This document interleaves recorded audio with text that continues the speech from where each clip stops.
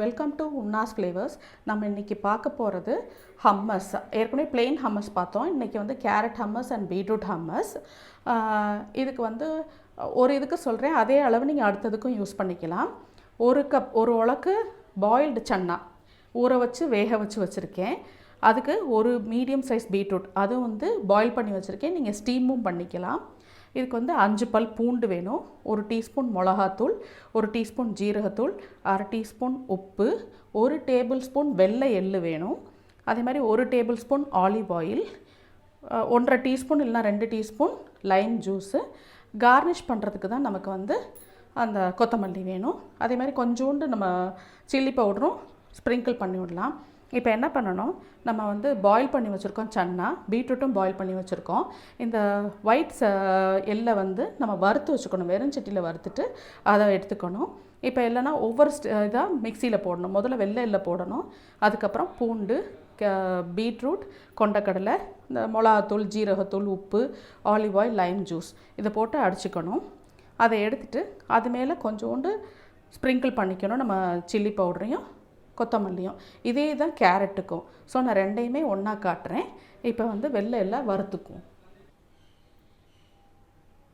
இப்போ இந்த வெள்ளை எல்லை வந்து வெறும் சட்டியில் வறுத்து வச்சுருக்கேன். அது அப்படி பாப்பப் ஆகும், வெடிக்கும். அந்த மாதிரி டயத்தில் நீங்கள் ஆஃப் பண்ணிக்கலாம். இப்போ நான் ஃபஸ்ட்டு வந்து கேரட் இதை அரைக்கிறேன்.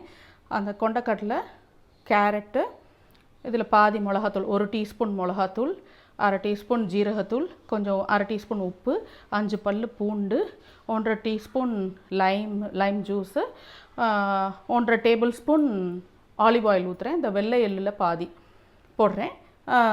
அரைச்சிட்டு அதை காட்டுறேன். அதே மாதிரி பீட்ரூட்டையும் அரைக்கணும்.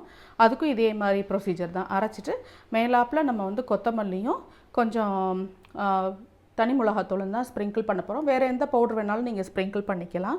இது வந்து நீங்கள் சப்பாத்தியில் ஸ்ப்ரெட் பண்ணி சாப்பிட்லாம், ப்ரெட்டில் சாப்பிடலாம், இல்லை வந்து வெஜிடபிள்ஸ் வெள்ளரிக்காய், கேரட்டு, மாங்காய், பேபிகார்ன் அந்த இதெல்லாம் ராவாக நறுக்கிட்டு இதில் டிப் பண்ணி எடுத்து சாப்பிடலாம்.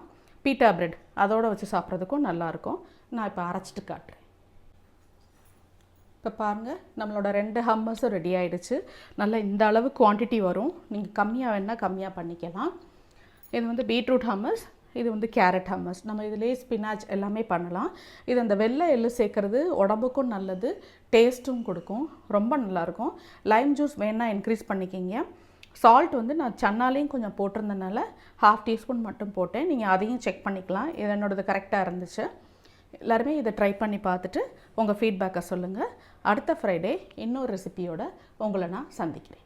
தேங்க்யூ.